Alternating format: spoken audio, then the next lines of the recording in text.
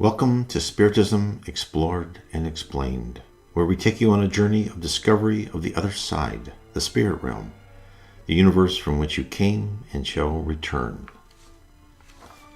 Third order, imperfect spirits. They are at the bottom of the order. We had talked about in previous videos the first order and the second order. The second order mostly being composed of people like us here on Earth who are basically good and kind souls. Now we'll discuss the third order, imperfect spirits. Notice that Allan Kardec doesn't say evil or mean. It's mostly ignorant or imperfect. Third order spirits are the least advanced spirits around the sphere of the earth. They exist close to the surface, a little above and below the crust. These are usually what we see and perceive as strange sights, ghosts, phantoms. Many walk around us in everyday life, observing and participating. Third order spirits are those of us who have left this life in either one or more in these conditions. Keep in mind, I've created these broad categories to make this simpler for us to understand. Number 1, lack of spirituality. There are many good people who don't believe in an afterlife. Hence, when they awaken and find themselves still on earth, they are confused. These spirits are helped by second-order spirits to realize where they are. The vast majority ascend fairly rapidly. Rebellious spirits. Some spirits don't want to recognize the existence of a supreme being.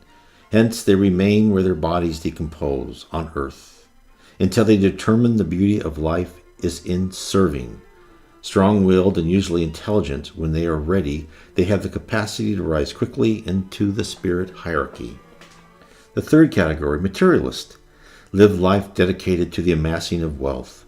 Most or everything else took a lower priority. Being miserly is an example, spirits who worship their property above all else and find they are still tied to earth and can't leave it.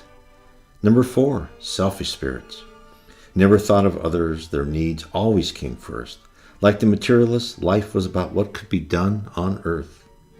Number 5, the criminal.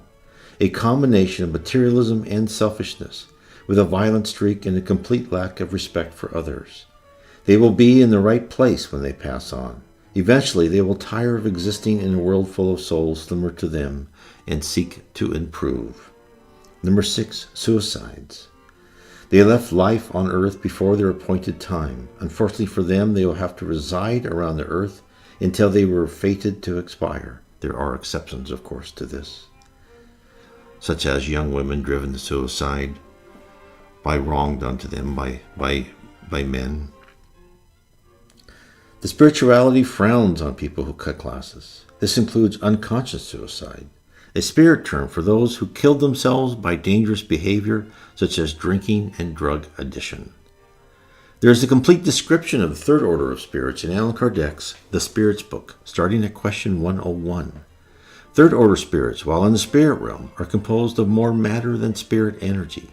They are denser than higher spirits. Lower spirits are unable to detect the presence of higher spirits, unless the high spirits consciously make themselves as dense as lower spirits. And also the fact is that we still cannot see either of any of the level of spirits, first, second, or third, for even the lowest spirits are hard for us to detect, since they are less dense than we are, although some people have that capability. So on question 101, what are the general characteristics of third order spirits? This is what Allan Kardec codified from his messages accumulated throughout many mediums, throughout many places in Europe. Predominant influence of matter over spirit, propensity to evil, ignorance, pride, selfishness, and all the evil passions which result from these. They have the intuition of the existence of God, but they have no comprehension of him. They are not all of them thoroughly bad. In many of them there is more frivolity, want of reasoning power, and love of mischief than of downright wickedness. Some of them do neither good nor evil, but the very fact that they do no good denotes their inferiority. Others, on the contrary, take pleasure in evil and are gratified when they find an opportunity of doing wrong. Among spirits of this order, a certain amount of intelligence is often allied with malice and the love of mischief. But whatever may be their intellectual development, their ideas are wanting in elevation, and their sentiments are more or less abject.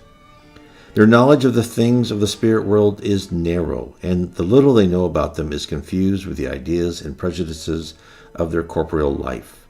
They can give only false and incomplete notions of the spirit world, but the attentive observer may always find in their communications, however imperfect, the confirmation of the greater truth proclaimed by spirits of the higher orders. Their character is revealed by their language. Every spirit who, in his communications, betrays an evil intention may be ranged in the third order. Consequently, every evil thought suggested to our mind comes to us from a spirit of that order. They see happiness enjoyed by good spirits, and this sight causes them perpetual torment, for they experience all the agonies produced by envy and jealousy. They preserve the remembrance and the perception of the sufferings of corporeal life, and this impression is often more painful than the reality. They suffer, in fact, from both the ills they have themselves endured and from those which they have caused to be endured by others. And as these sufferings endure for a very long time, they believe themselves to be destined to suffer forever. God, for their punishment, wills that they should believe this.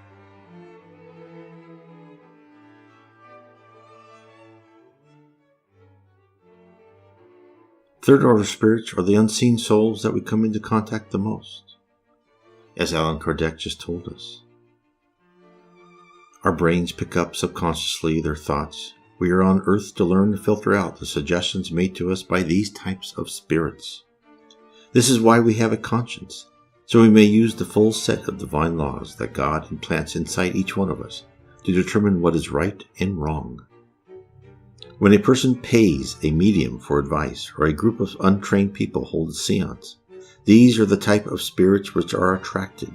The level of the medium or group calling for spirits determines the level of spirits who come. Hence, morally and spiritually advanced mediums will attract higher order spirits. While at the other end of the spectrum, the local fortune teller or the Ouija board users will communicate with lower spirits. The information you receive from third order spirits should not be fully trusted. Allan Kardec breaks down the third order spirits into more categories. This is what he said: the ninth class, the frivolous spirits. They are ignorant, mischievous, unreasonable, and addicted to mockery. They meddle with everything and reply to every question without paying any attention to the truth. They delight in causing petty annoyances and raising false hopes of petty joys, in misleading people by mystifications and trickery. Hobgoblins, will-o'-the-wisp, gnomes, etc. belong to this class. They are under the orders of spirits of a higher category, who make use of them as we do of servants.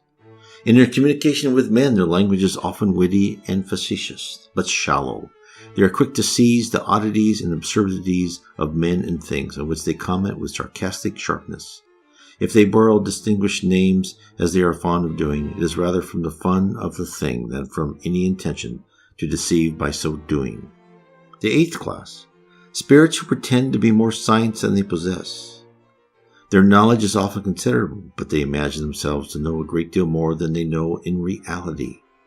Having made a certain amount of progress from various points of view, their language has an air of gravity that may easily give a false impression as to their capacities and enlightenment. But their ideas are generally nothing more than the reflection of the prejudices and false reasoning of the terrestrial life. Their statements contain a mixture of truth and absurdities, in the midst of which traces of presumption, pride, jealousy, and obstinacy, from which they have not yet freed themselves, are abundantly perceptible. The seventh class, neutral spirits. They are not sufficiently advanced to take an active part in doing good, nor are they bad enough to be active in doing wrong. They incline sometimes to the one, sometimes to the other, and do not rise above the ordinary level of humanity, either in point of morality or of intelligence. They are strongly attached to the things of this world, whose gross satisfactions they regret. And lastly, the sixth class, noisy and boisterous spirits. Spirits of this kind do not, strictly speaking, form a distinct class in virtue of their personal qualities. They may belong to all the classes of the third order. They often manifest their presence by the production of phenomena perceptible by the senses, such as raps, the movement and abnormal display of solid bodies, the agitation of the air, etc. They appear to be more than any other class of spirits attached to matter. They seem to be the principal agents and determine the vicissitudes of the elements of the globe, and to act upon the air, water, fire, and the various bodies in the entrails of the earth. Whenever these phenomena present a character of intention and intelligence, it is impossible to attribute to them a mere fortuitous and physical cause. All spirits are able to produce physical phenomena, but the spirits of elevated degrees usually leave this alone. For those who wish to learn more about different types of mediums and how to determine the level of spirit that you are communicating with, I highly recommend the Medium's book by Allan Kardec. All of us need to be aware of the world around us and who is trying to influence us so that we can learn how to guard against ruinous advice and onslaughts against holding our emotions in check. To fully comprehend where we come from, how we ascend, how we are guided during our trials on earth, read my book, Explore Your Destiny, since your life path is mostly predetermined. It will inform you of what the doctrine of Spiritism has revealed to us through the works of many mediums. All of us, even at a personal level, are herded and watched as we progress. To understand how the world is steered, you may wish to determine how each individual is pushed along the track. Read my book, The 7 Tenets of Spiritism, how they impact your daily life, to realize the force of the unseen power which affects each detail of our destiny.